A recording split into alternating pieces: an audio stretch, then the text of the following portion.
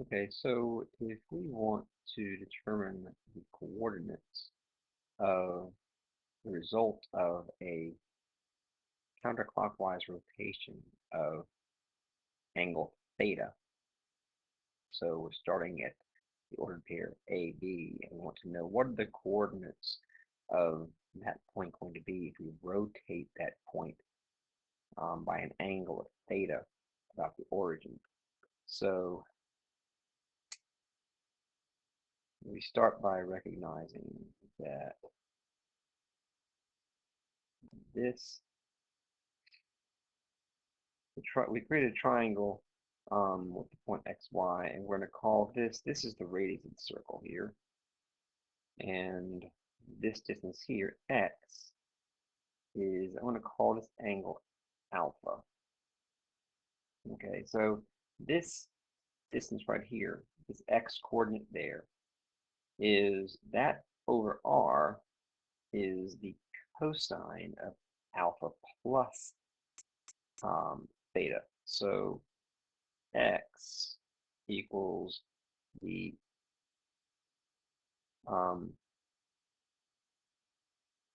x equals r times the cosine of alpha plus theta. And the y coordinate, is r times the sine of alpha plus theta. So now we go back to some of our trigonometric identities, the angle sum identities, and we know that the cosine of alpha plus theta is the cosine of alpha times the cosine of theta minus the sine of alpha times the sine of theta. So we'll use that. We'll pull this on the side for a second. We're going to use this to um, rewrite what the image of the rotation point is based on the original coordinates A and B. So the cosine of, so we know that x equals r times all of this.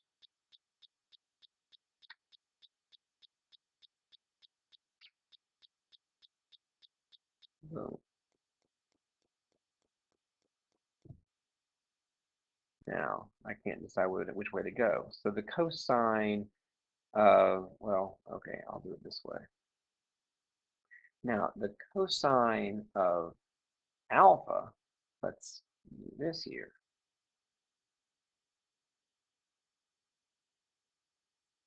A equals r cosine alpha.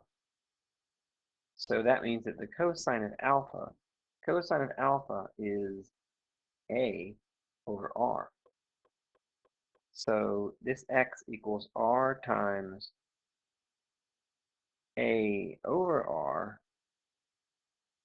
times the cosine of theta minus, oh, that was supposed to be, this should have been sine alpha sine theta. Okay, so the sine of alpha is b over r. B, that y coordinate over r, is the sine of alpha, and that times the sine of theta. So we'll notice that our r is going to cancel out here, so x ends up equaling a times the cosine of theta minus b times the sine of theta.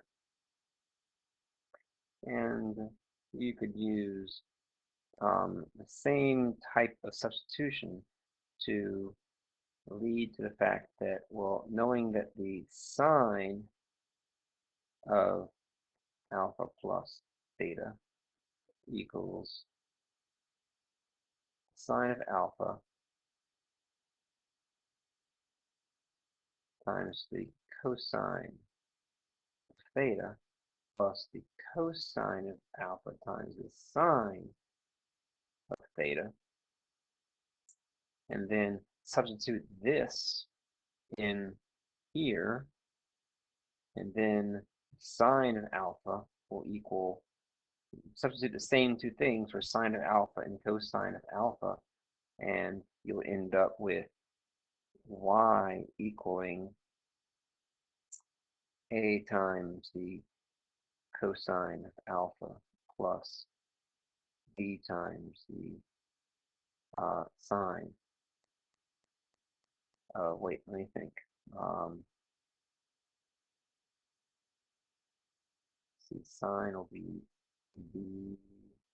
Nope. Yeah, it'll be b a times the sine of alpha